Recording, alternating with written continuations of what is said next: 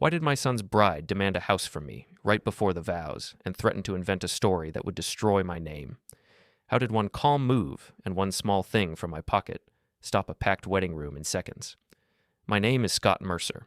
I am 54. I work as a facilities project manager for a large company that owns warehouses and offices around my city. My job is simple on paper. I keep buildings running, I fix problems before they become emergencies, I track costs, I sign off on vendors, I stay calm when other people get loud.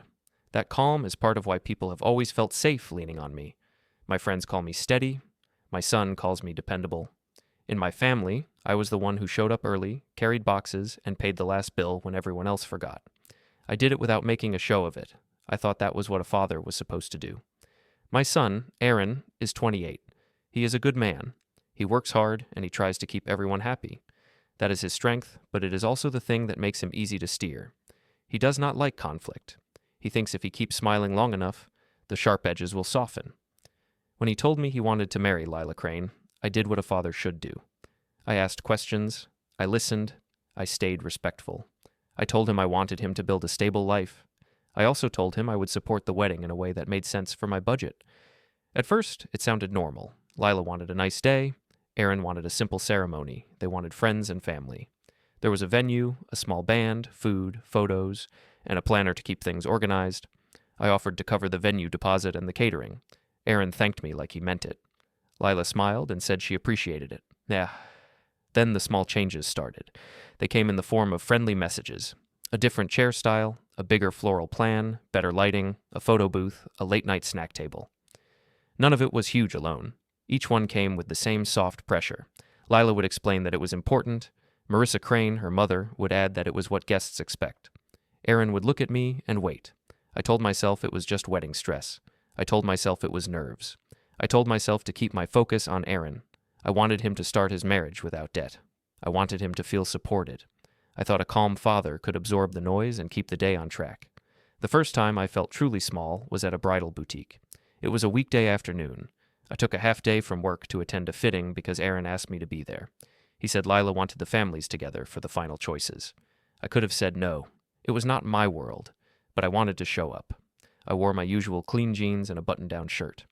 I came straight from a site visit, so my hands still smelled faintly like metal and dust. The boutique was bright and quiet. The floors were shiny, the mirrors were tall, there were soft couches and small tables with water glasses. The staff moved like they were part of a performance. They spoke in gentle voices. They smiled with their eyes, but they watched every reaction. Lila came out in a dress that looked expensive. It fit her well. People clapped lightly.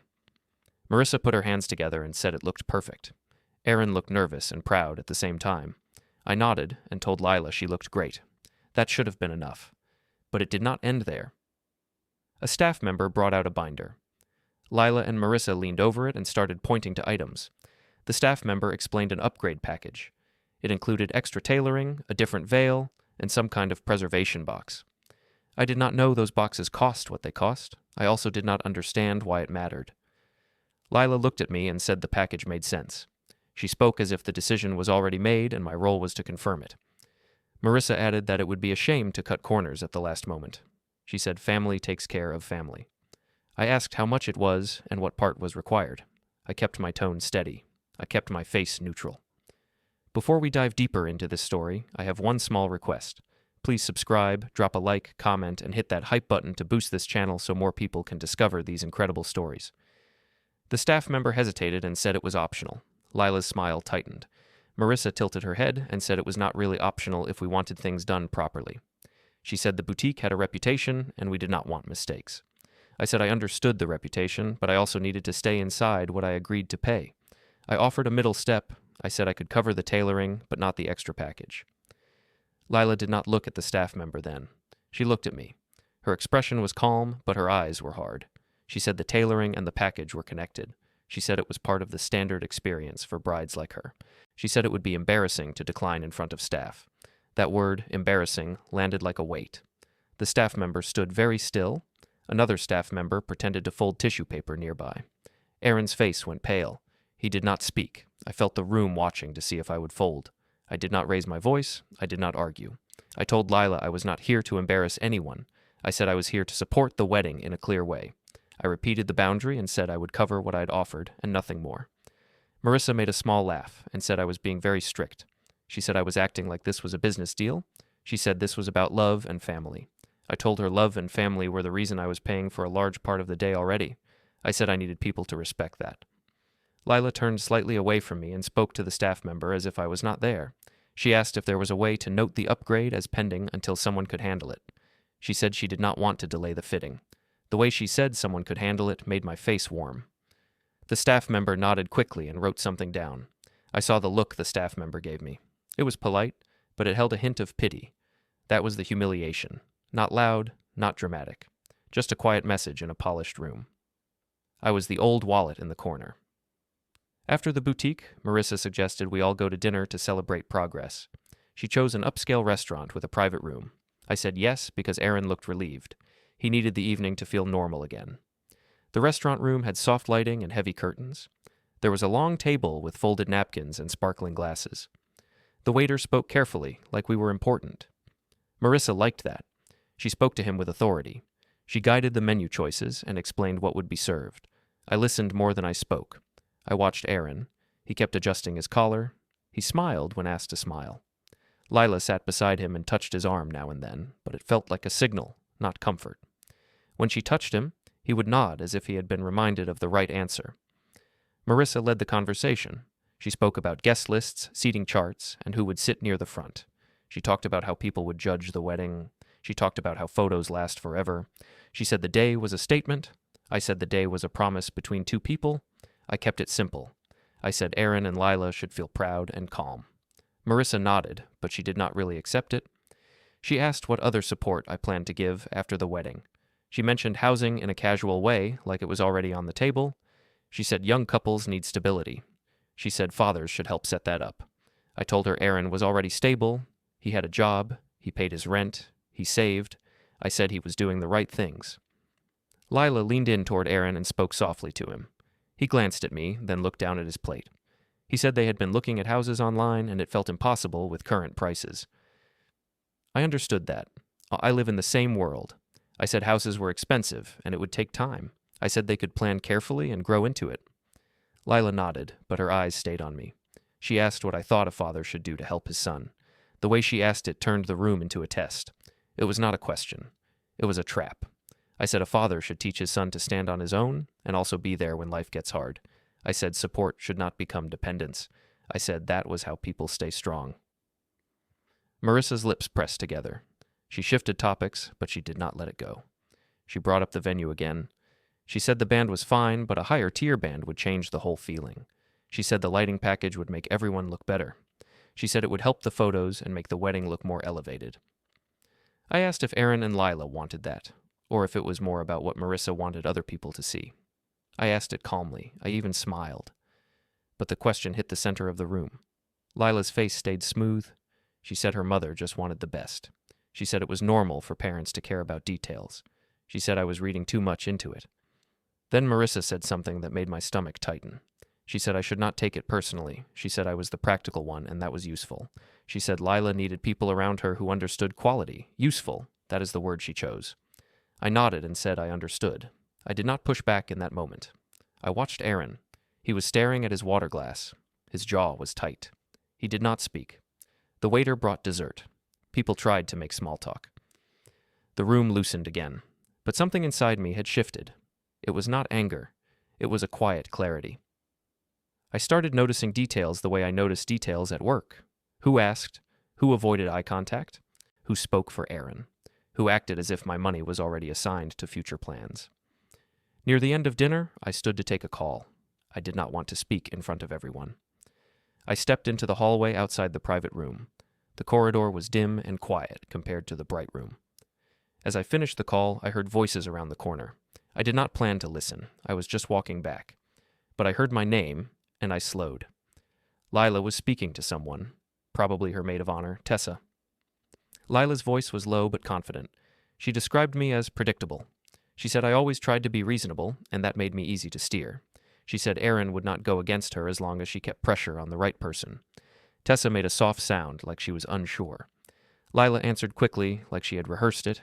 She said the wedding was only the first step. She said she needed the next step to be bigger.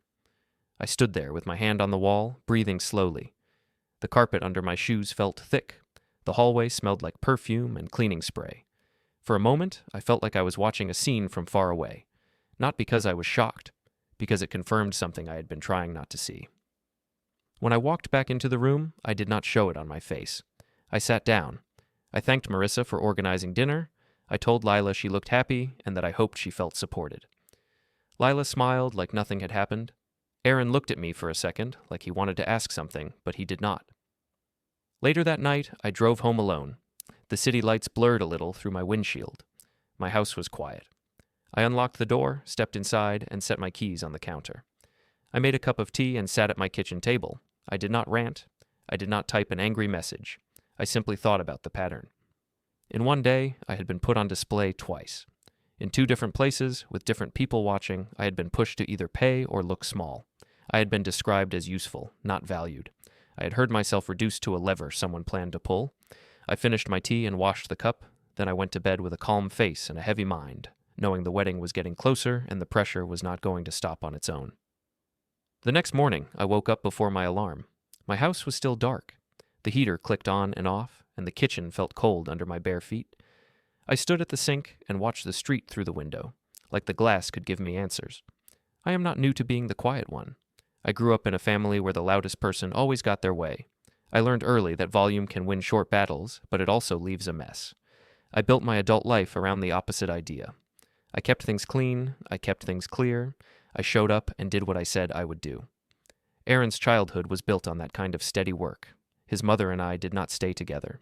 We did not split in a dramatic way. We just ran out of patience and time.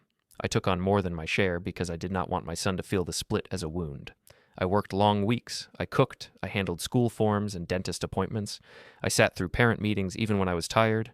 I did not do it for praise. I did it because it had to be done. When Aaron became an adult, our relationship shifted into something calmer. He did not need me to be his shield anymore. He needed me to be a steady point. I liked that. I liked being the person he could call without fear of a lecture. That is why I tried to accept Lila with a clean mind. When Aaron first brought her to my home, she was polite. She noticed small things. She complimented my cooking. She said my house felt peaceful. She spoke in a soft voice and held Aaron's hand like she was proud of him. I remember thinking she might be good for him. The first sign of trouble was not a single big moment. It was a pattern of small moments that made me feel like I was being measured. Lila liked nice places. That is not a problem by itself, but she also liked the feeling of being seen in those places. When we went out to dinner, she would choose a table near the front. When someone she knew walked in, she would sit up straighter. She spoke about people's jobs, where they lived, what kind of car they drove, and where they went on vacation. She asked questions that sounded friendly but had sharp edges. I would answer simply. I would say where I worked and what I did. I would talk about Aaron's work and how proud I was. Lila would nod, but her eyes would drift, like she was already scanning for something more interesting. Lila Crane joined the picture soon after. Marissa had a way of filling a room without raising her voice. She smiled often, but her smile was not warm. It was a tool. She asked personal questions with a sweet tone, and people answered because it felt rude not to. The first time Marissa and I sat down for coffee, she treated it like a meeting. She asked about my savings, my retirement plans, and what kind of support I expected to give Aaron after marriage. She framed it as care. She said it was smart to plan. She said it would help everyone feel safe. I told her I believed in planning too, but I also believed young adults should build their own base. I said Aaron was responsible.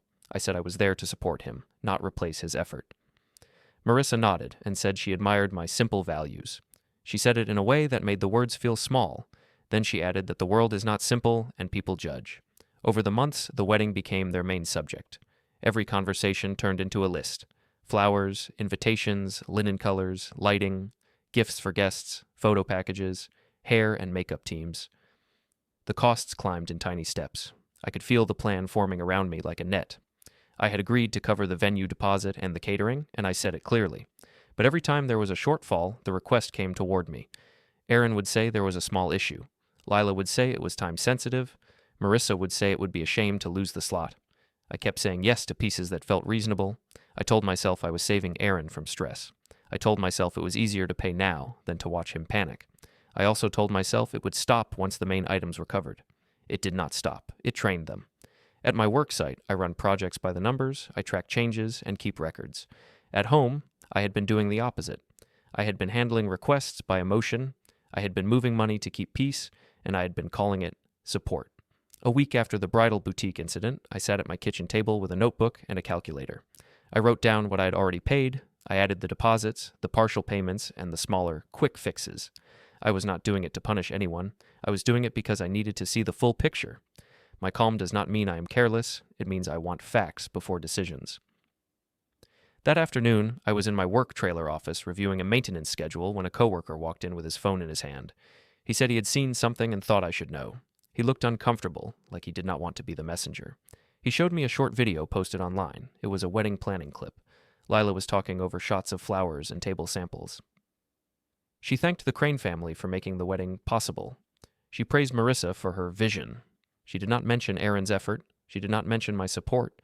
The whole thing was framed as if the Cranes were the builders and everyone else was just present. My coworker asked if that was normal. He asked if I was okay with it.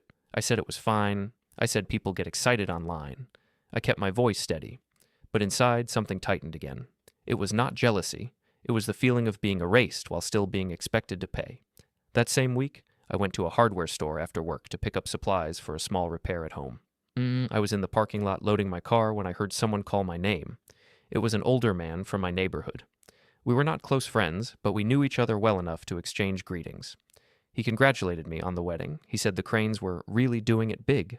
He said Marissa had told someone at a community event that her family was handling the wedding with a little help from the groom's side. He said a little help like it was polite. I smiled and said weddings are expensive and everyone helps in different ways. I kept my tone light. He nodded and said it was good that Aaron had married into a family that knew how to do things properly. Then he added, almost as an afterthought, that if I ever felt overwhelmed, the Cranes had enough resources and I did not need to strain myself. It was meant to sound kind, but it landed like a quiet push. It said I was not important to the picture. It said I was optional. I drove home with my hands tight on the wheel. I replayed the last few months like a timeline. Coffee meetings that felt like interviews. Small, urgent payments that always became my job. Online posts where my role disappeared. Conversations where Aaron stayed silent because he did not want to upset Lila. That night Aaron called me. He sounded tired. He asked if I had a few minutes. I told him I did. He said Lila had been upset since the boutique day. He said she felt I had judged her. He said she wanted reassurance that I would support their future, not just one event. He said she was worried about stability, and she wanted to talk about housing again. I asked him what he wanted, not what Lila wanted. What he wanted. He hesitated. He said he wanted peace. He said he wanted me and Lila to stop pulling him in two directions. He said he loved her, but he also did not want to feel like a child asking for permission. I told him I understood. I told him I was not trying to control him. I told him I would never try to win against his future wife. I also told him something simple. Support is not the same as pressure, and threats are not the same as requests. He asked what I meant by threats. I paused. I chose my words carefully. I said there had been moments where the tone had shifted from planning to pushing. I said I did not respond well to being pushed. I said I needed respectful communication, or I would step back. Aaron went quiet. Then he admitted something he had not said before. He said Marissa had told him that if I could not keep up, the Crane family could still make the wedding happen. He said she had framed it as comfort, but it felt like a warning. He said Lila had also said I was the easiest person to get a yes from because I hate conflict. He did not say it to hurt me. He said it like he was finally noticing the pattern too. I told Aaron I was not angry at him. I told him he was learning something hard, and it was better to learn it now than later. I told him I loved him and I wanted his marriage to start with honesty, not quiet fear. After the call, I stood in my kitchen and stared at the fridge magnets like they were a map. I could feel the shape of the problem clearly now. This was not just wedding stress. This was a test of control. They were seeing how far they could push, how much they could demand, and how easily they could reshape the story around other people's money. I opened my notebook again and wrote down what Aaron had said. Not with anger, with precision. I wrote down the date. I wrote down the wording as best I could. I wrote down the names involved. Then I set the notebook aside, washed my hands, and sat down in the quiet. My mind did not race. It slowed. That was the moment I understood something about myself. People mistake calm for weakness. They think a steady man will accept anything if it avoids noise. They do not realize calm is often the result of discipline, and discipline works both ways. My phone lit up near midnight with a message from Aaron. He said Lila wanted all parents at a quick meeting the next evening to talk about the wedding plan and their next chapter. He said she insisted it was important. He added that he was sorry and that he felt stuck.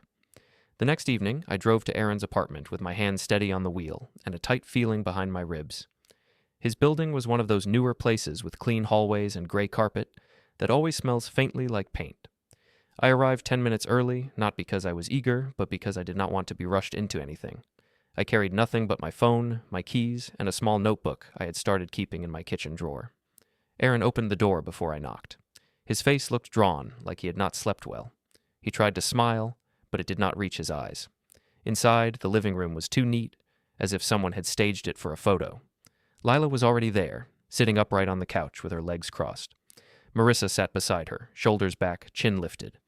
Tessa was at the far end, holding her phone in both hands, looking down more than she looked up. Gideon Price was there too, Marissa's brother. I had met him twice before. He always dressed like he was going to a meeting, even when he was just having coffee. He nodded at me as if we were equals on paper, but not in practice. Aaron gestured for me to sit. I took the chair across from the couch. I chose the chair on purpose. It gave me space. It also kept me from being crowded by their body language. Lila started the conversation right away. She spoke in a calm tone and framed everything as planning for the future. She said the wedding was almost here and that the next step was stability. She said a home was the first real step for a married couple. She said renting was throwing money away. She said it was time to be serious. Marissa followed with the same smooth pressure she always used. She said it was normal for parents to help. She said families who plan well do not let young couples struggle. She said my support at the wedding had been appreciated, and now she wanted to talk about something bigger. Gideon added structure to it. He said the housing market was difficult and smart families act fast. He said there are ways to do it cleanly. He said there were simple options like helping with a down payment or putting something in my name for asset protection. He kept using phrases that sounded professional, like he was trying to put me in a smaller role by using his words as a shield. Aaron sat on the edge of the couch, hands clasped together. He looked at the floor, then at me, then away. I could see he wanted me to solve the tension. He had been trained into that position. If I agree, the room stays calm. If I refuse, the room gets cold, and he has to live inside it. I asked one clear question. I asked what exactly they wanted from me, not the dream version. The exact request. Lila said they had found a house they liked. She said it was perfect for the kind of life she and Aaron deserved. She said it would not stay on the market. She said they needed me to step in so they could secure it. Marissa said the Crane family could help too, but she said it in a way that suggested they should not have to. Gideon said timing matters, and it is better to act before prices rise again. I listened and kept my face neutral. Then I asked Aaron what he wanted. I asked him to say it in his own words. He swallowed and said he wanted a home someday. He said he did not want to keep moving. He said he felt behind compared to friends. Then he added something honest. He said he did not like how this conversation felt. He said he felt like he was being watched, like he could not answer wrong. The room went still for a second. Lila's eyes moved to him and her expression tightened. She did not raise her voice. She did not need to. She simply corrected him with her tone. She said there was no wrong answer, only mature choices and immature choices. She said she needed a husband who could provide stability. She said she did not want to marry into uncertainty. Marissa leaned forward and asked if I understood the pressure Lila was under. She said a bride carries the emotional weight of a wedding. She said Lila had done so much work. She said the least I could do was help them start strong. Gideon added that a house would protect my son's future, which would also protect my future as a father. He said families should think long-term. I told them I understood that a home matters. I told them I also understood that demands do not build stable marriages. I said I would not buy a house for them. I said I was willing to help Aaron make a plan, and I could support him in reasonable ways, but I was not going to be pushed into a purchase that large. Lila's face stayed smooth, her voice stayed calm, but something in her eyes changed. It was like a mask slid into place. She said I was forcing her hand. She said she had tried to be respectful, but I was leaving her no choice. Then she said something that made the air feel thin. She said that if I refused, she could make sure people saw me differently. She said she could tell a story about me that would ruin my name in our family and in the community. She said people believe brides. She said people believe women who look like her. She said I should think about how quickly a rumor spreads. I did not react the way she expected. I did not shout. I did not stand up. I did not insult her. I simply asked her to repeat herself more clearly because I wanted to be sure I understood. She repeated it, even more calmly the second time. She described it as a warning, not a threat. She said she was protecting herself and her future. She said I would look like the problem if I did not give her what she needed. She said I had a choice. Marissa did not stop her. Gideon did not stop her either.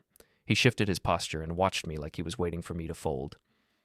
Tessa stared at her phone so hard it looked like she was trying to disappear. Aaron's face went pale. He looked at Lila like he did not recognize her. He opened his mouth, then closed it again. I felt something inside me go quiet. It was not anger, it was clarity. The whole pattern snapped into place like a clean drawing. This was not about a house, this was about control. The house was just the biggest lever they could think of. I told Lila I understood what she was saying. I told her I do not negotiate with threats. I told her that if she wanted to talk about budgets and plans, I was open to that. If she wanted to pressure me with a false story, I would not participate in that conversation. I said I was leaving. Marissa's tone changed then. She said I was being dramatic. She said I was overreacting. She said Lila was emotional and I should be gentle. Gideon said misunderstandings happen and we should keep it private. He said we should avoid any public mess. That phrase, public mess, was a tell. It meant they knew the kind of damage they were suggesting, and they wanted to keep me boxed in so I could not defend myself. I stood up slowly. I looked at Aaron and told him I loved him. I told him I would talk with him alone later. I told him he did not have to solve this in one night. I then looked at Lila and said one last sentence, calm and simple. I said my answer was no. I walked out without slamming the door.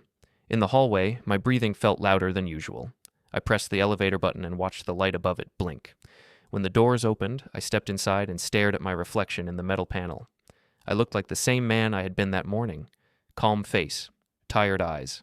But inside, a line had been crossed, and I knew I could not go back to pretending. In my car, I sat for a minute before driving. I opened my notebook and wrote down what had been said, as close as I could remember it. I wrote the date, the time, and who was present. I wrote it like a work report. I did not add emotion. I did not add opinions. I wrote the facts. When I got home, I did not pace. I did not drink. I did not send angry messages. I took a shower, put on clean clothes, and sat at my kitchen table with my phone and my notebook. I scrolled back through messages about payments and upgrades. I noticed how often the requests were written as if the decision had already been made. I noticed how often Aaron was copied in only after the pressure was applied. I took screenshots and saved them to a folder with a plain name. I backed it up to a drive I kept in my desk drawer. I did it quietly, the way I handle building maintenance, one step at a time. Then I called Omar. It was late, but he answered. He has known me for years, and he knows when my voice means I need help, not sympathy. I told him I needed a clean timeline. I told him I needed it because someone had made a serious threat, and I wanted to protect my name. Omar did not ask for gossip. He did not ask what I did to cause it. He asked what happened, what words were used, and who heard it. He told me to keep everything. He told me to stop paying for anything outside the original agreement. He told me to write everything down as close to real time as possible. He reminded me that calm is good, but records are better. After I hung up, my phone buzzed with a message from Aaron. He said Lila was upset. He said Marissa was furious. He said they were calling me cold and unfair. He said he did not know what to do. He asked if we could talk tomorrow. I replied with one short message. I told him yes, we could talk. I told him to sleep. I told him I loved him. I thought that would be the end of it for the night. Then, a few minutes later, another message came in from an unknown number. It was not a long message. It was a single image. The image looked like a screenshot from a group chat. There were names at the top, but some were cut off. The content was clear enough. It showed a conversation about getting me to pay for a house. It showed jokes about how I always try to be reasonable. It showed someone saying the wedding would be the perfect time to push me because I would not want a scene. My mouth went dry. I did not know who sent it. I did not know why they sent it. I only knew what it meant. This was not a private misunderstanding. It was a plan, shared and discussed, with people watching like it was entertainment. I saved the image without replying. I turned my phone face down on the table and rested my hands on the wood. The kitchen light hummed softly. The house was silent. I could hear the faint sound of a car passing outside. In that silence, I made a decision that felt simple and final. I was done trying to win through kindness. I was done letting other people frame the story. I would handle this properly. I would do it through the systems they pretend to respect, and I would not warn them when I started. The next few days felt strange because everything looked normal on the outside. The wedding countdown kept moving. Group messages kept filling with flower photos and seating charts. Lila kept posting cheerful updates like nothing had happened. But for me, the air had changed. I was no longer trying to guess feelings. I was trying to protect facts. On Monday morning, I went to work like I always did. I walked through a warehouse with a clipboard and checked a leaking pipeline. I spoke with a vendor about a delivery delay. I signed a routine approval. People at work know me as calm, but they do not know what that calm costs. I used the same calm that day, but I aimed it differently. I was not absorbing pressure anymore. I was building structure. During my lunch break, I sat alone in my site trailer office and opened a clean folder on my laptop. I named it something plain, like wedding notes. I saved the screenshot from the unknown number. I saved the payment messages. I saved the schedule updates from the planner. I made sure every file name had a date. I did not add jokes. I did not add commentary. I treated it like an incident report. That afternoon, I sent a short, polite email to the venue manager, Elise. I asked for a complete, itemized list of what had been paid, what was pending, and who had requested changes. I kept my tone neutral. I did not mention threats. I did not accuse anyone. I simply asked for clarity, because clarity is not an insult. Elise replied the next morning. She wrote in a careful style, the way people write when they want to stay professional. She said she could provide a full summary and that she was glad I asked. She said there had been a recent request to update payment details, and she wanted to confirm it directly with me because it did not match the usual process. She asked if I wanted those requests noted in their internal log. I stared at that line for a long time. It told me two things. First, I was not imagining the pattern. Second, the venue had procedures, and procedures can be useful when emotions are messy. I replied that I wanted everything noted. I thanked her for checking. I told her I appreciated her professionalism. Then I stopped engaging with group chat questions about upgrades. When Marissa wrote that the lighting package needed a quick yes, I did not answer. When Lila wrote that the band could be improved for a small difference, I did not answer. Silence is not weakness. Sometimes it is a boundary. That same day, Aaron called me after work. He said he was sorry about the apartment meeting. He said things had been tense. He said Lila told him she was only trying to secure their future. He said Marissa told him I was being stubborn and controlling. He sounded like someone stuck between two loud radios. I told him I was not asking him to choose sides in a fight. I told him I was asking him to see what was real.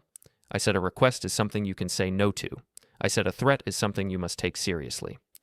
I told him I wanted to talk in person, just the two of us, and I suggested a neutral place. We met the next evening at a small coffee shop near the courthouse. I picked it on purpose.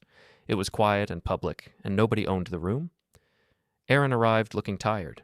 He kept rubbing his palms on his jeans like he could not settle. I ordered 2 coffees and we sat by a window. I asked him directly if he had ever heard Lila say she would damage my name. He hesitated, then said he had heard her say that people would take her side if there was a problem. He said she had mentioned how quickly stories spread. He said he thought she was just venting. He said he did not think she meant it as a serious plan. I told him that I had received a screenshot that suggested it was being discussed with other people. I did not show him the image in that moment. I simply told him it existed, and I asked him to be careful. I said if anyone asked him to repeat a story about me, he should pause and ask why. I told him I loved him and that my goal was not to ruin his wedding. My goal was to keep a lie from being used as a tool. Aaron's eyes got wet, but he blinked it back. He said he felt trapped. He said he loved Lila, but he did not like the person he became when he tried to keep her calm. He said he felt like he was always trying to earn peace. I told him peace should not be something you earn by surrendering your judgment. I told him he was a grown man and he deserved to be spoken to with respect. I also told him something else, very gently. I said if this was happening before marriage, it would not magically stop after. He nodded slowly. He did not argue. He just sat there with his coffee and stared at the foam as if it held answers.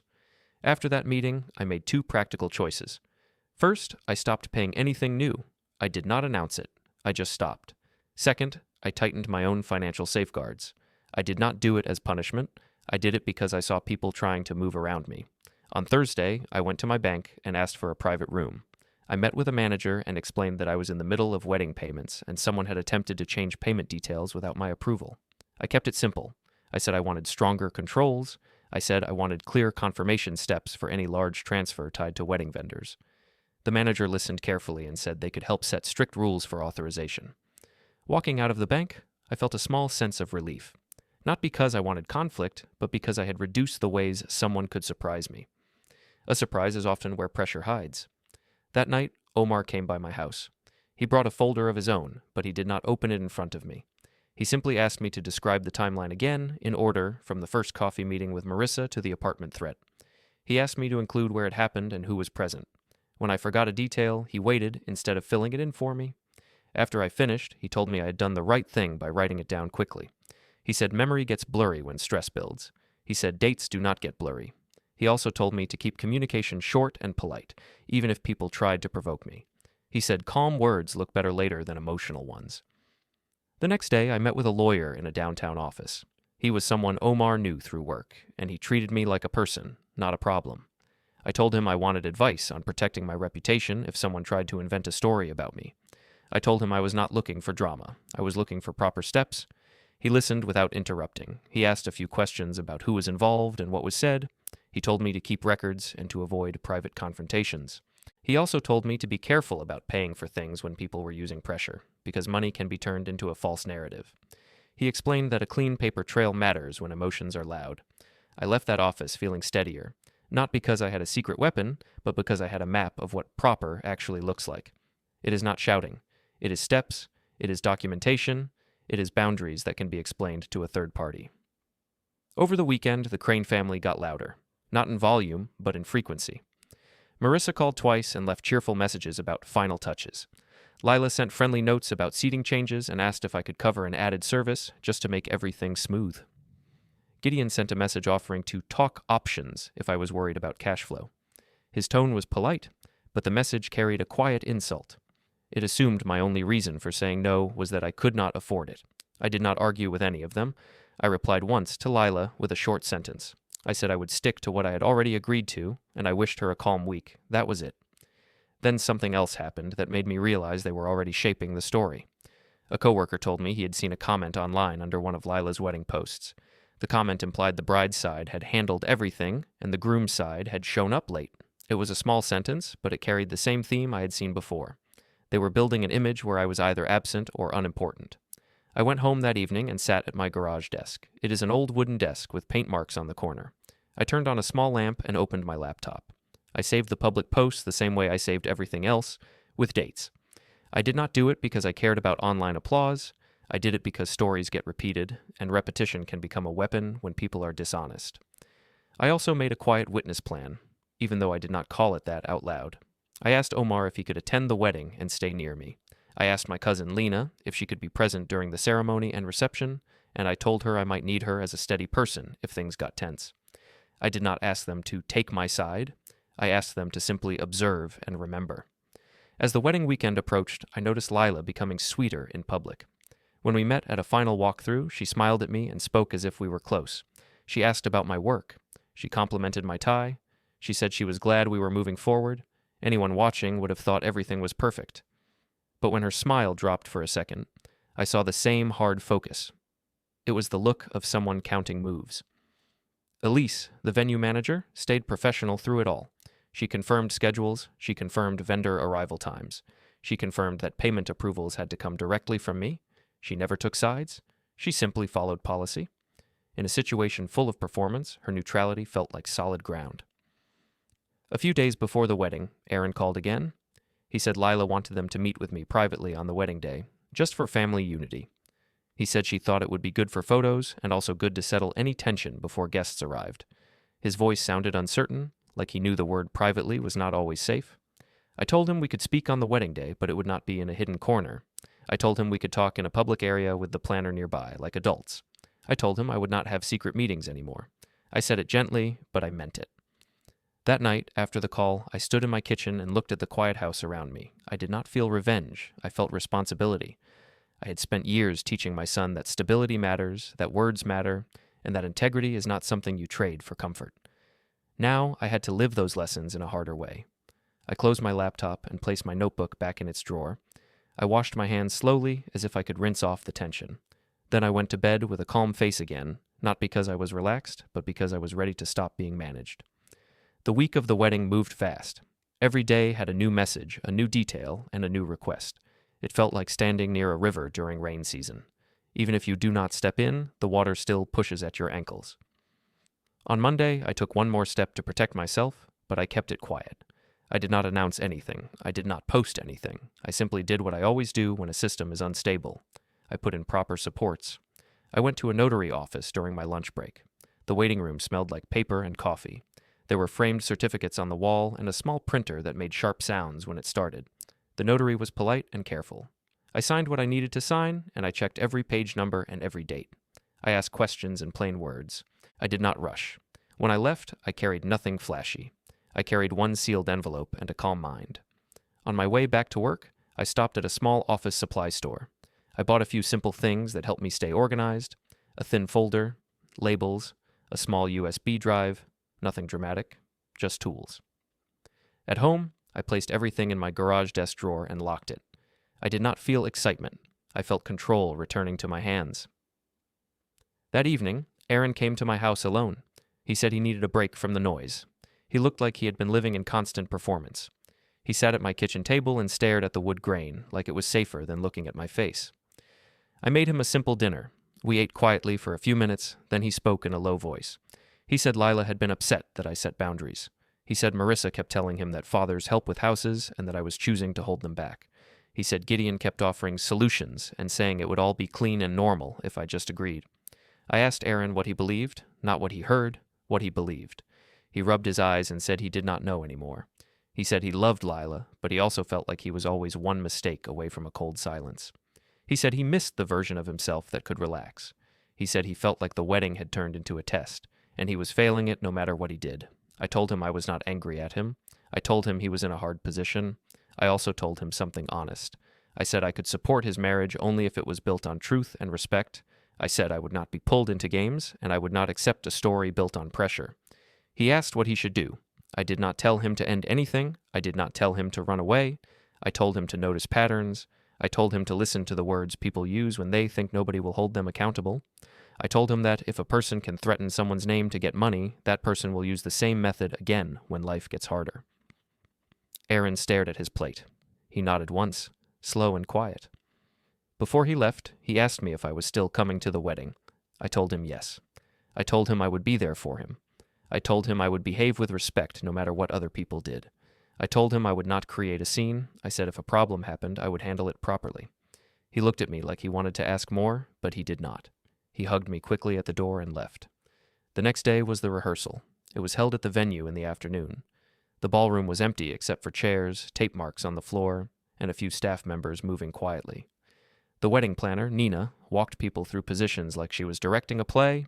She spoke with calm authority. She had seen many families act strange during weddings. It showed in her eyes. Lila arrived with perfect hair and a smile that looked ready for photos. She greeted people like she was already the center of the room. She spoke to me warmly in front of others. She thanked me for being there. She said she wanted unity. She said she wanted a peaceful day. I answered politely. I said I wanted the same. Marissa hovered close behind her. Marissa hugged people with a tight grip and a big smile. She spoke about timing, speeches, and how things should look in photos. She also made small comments that sounded sweet but carried a message. She said Lila deserved the best. She said Aaron was lucky. She said families should step up. Gideon stood near the edge of the room with his hands folded, watching like he was waiting for a chance to guide the conversation. When he spoke to me, he kept it smooth. He said the wedding was almost here. He said it was time to put disagreements aside. He said people remember how fathers act at weddings. He said reputation matters. I told him I agreed. I told him reputation matters a lot. I watched his eyes flicker for a moment, as if he did not know what I meant. During the rehearsal, I stayed near Omar and my cousin Lena. They were there as simple support. They did not look for drama. They did not stare at Lila. They just stayed present and steady. Omar noticed the same things I noticed. The way Lila's smile shifted when nobody was looking. The way Marissa watched me when money topics came up. The way Aaron tried to manage everyone's mood like a man trying to stop rain with his hands. After the rehearsal, there was a small dinner. It was held in a private room at the venue. It was not as formal as the wedding itself, but it still felt staged. Lila made a short speech about gratitude. She thanked her family. She thanked friends. She thanked the wedding team. She said she was proud of what they built. She did not mention me, but she did not need to. The pattern was already clear. When it was time for me to speak, Marissa suggested a toast. She looked at me like she was giving me an opportunity to prove I belonged. I stood, raised my glass, and kept it simple. I said I was proud of Aaron. I said I hoped the marriage would be built on patience and honesty. I said I wished them stability in the real sense, not just the photo sense.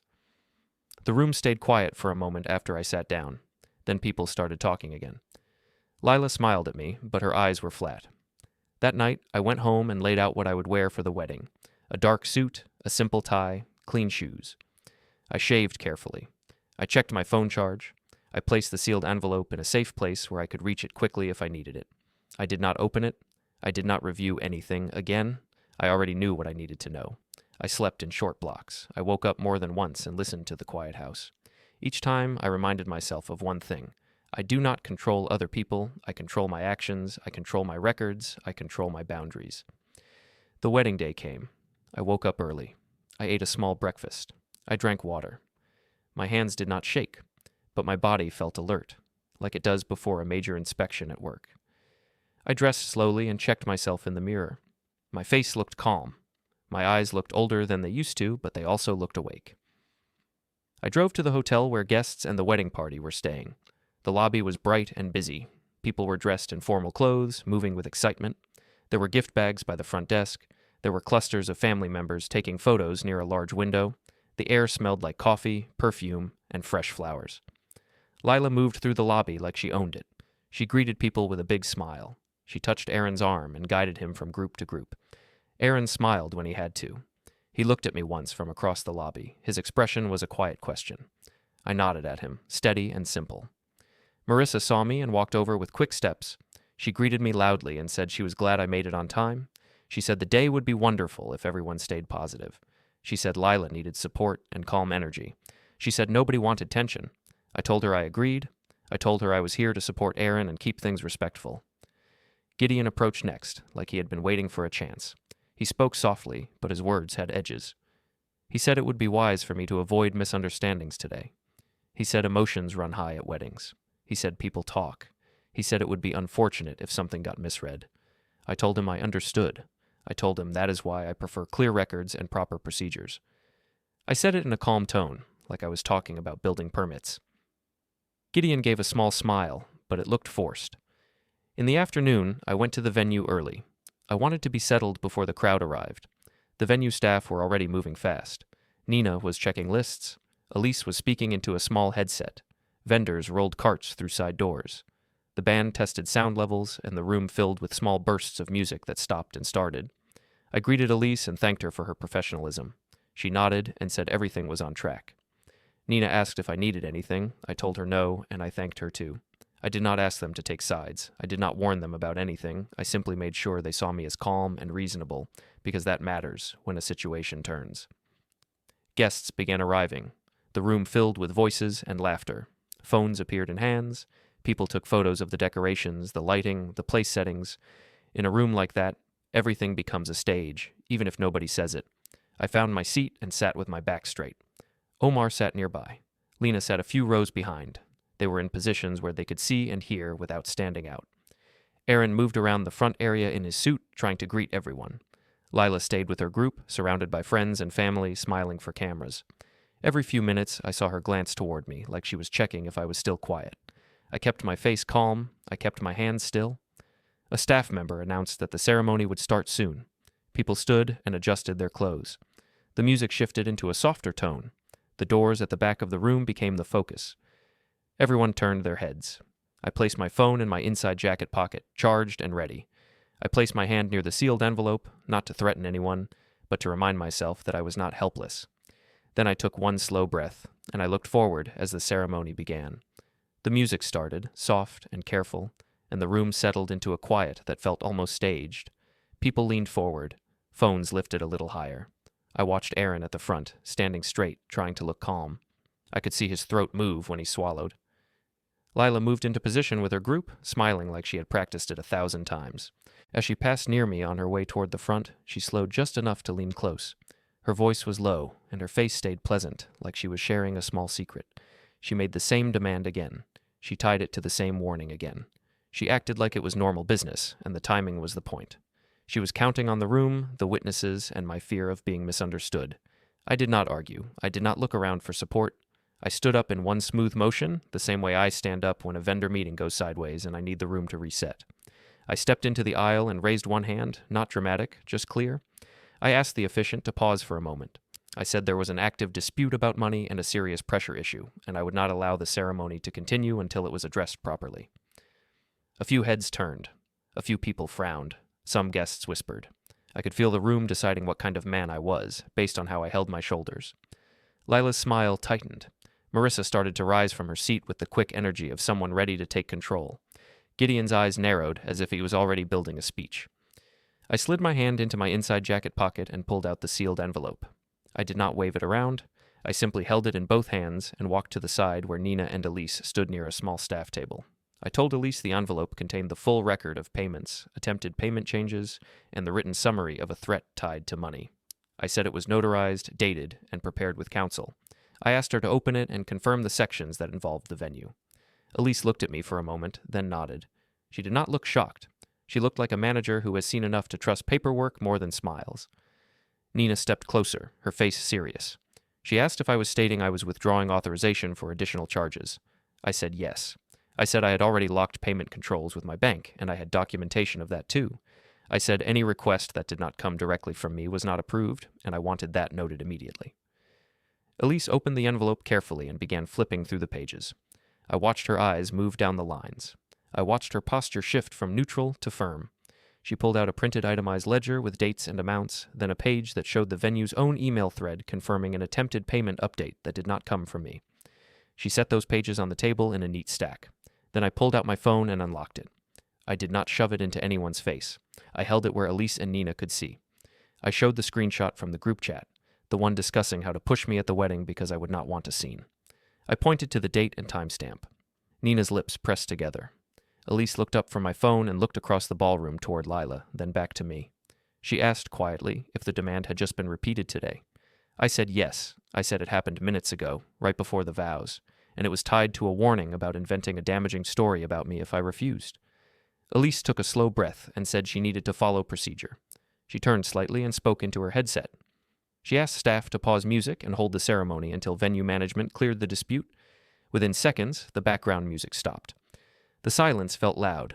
Chairs shifted, guests sat up straighter, a few phones lowered, then lifted again, uncertain.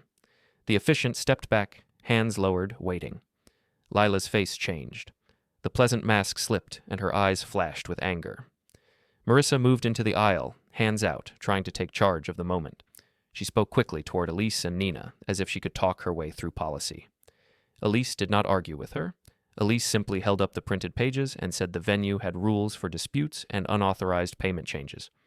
She said when a payer withdraws authorization and provides documentation of pressure connected to money, the venue must pause the event until leadership clears it. She said it was not personal. She said it was the contract. Gideon stepped forward then, trying to position himself as the voice of authority. He spoke in a calm tone, but his body language was sharp. He said this should be handled privately and that I was creating unnecessary attention. I answered him with the same calm. I said the private attempts already happened, and they included a direct warning tied to money. I said I would not be placed in a corner where a false story could be built without witnesses. I said if anyone wanted to continue contact with me about money or my reputation, they could do it through counsel, not through pressure. I handed Elise another page from the envelope. It was a formal notice prepared in advance, with dates, the names of the involved parties, and clear instructions to stop any attempts to misrepresent payments or to spread false claims. It included the contact information for my attorney. Elise read the header, then nodded once and set it on top of the stack. That was the moment Aaron finally moved. He stepped off the marked spot at the front and walked toward the staff table. His face was pale, but his steps were steady. He asked to see what I had shown them. I gave him my phone first. I let him scroll on his own. I did not explain. I did not push. I let him read the words for himself. His hands trembled slightly. He looked up at Lila, then back down at the screen. He read the message again, slower, like he was trying to make sure his mind was not playing tricks on him. Then he handed the phone back to me and said, in a quiet voice, that he could not do this today. He said he needed the truth, not pressure. He said if a home was going to be part of their future, it could not start with threats and games. Lila took a step toward him, and her composure broke in front of everyone. She tried to pull him back into place with her words, but the room was no longer hers to control. Marissa's voice rose, not in volume alone, but in urgency, trying to gather allies. Gideon looked around, measuring the crowd, and realizing he did not have the leverage he expected. Elise signaled her staff again. The aisle cleared. The officiant stepped aside. The venue lights came up slightly, the kind of lighting shift that tells a room the planned moment is over. Aaron stepped back from the front, not running, not making a show, just leaving the position that was supposed to lock him into a public promise. Nina began directing staff to guide guests toward the lobby while the venue paused the ceremony. I slid the phone back into my pocket, kept the envelope in my hand, and walked down the aisle without looking left or right. Behind me, the ballroom stayed frozen in confused silence, and the wedding ended right there,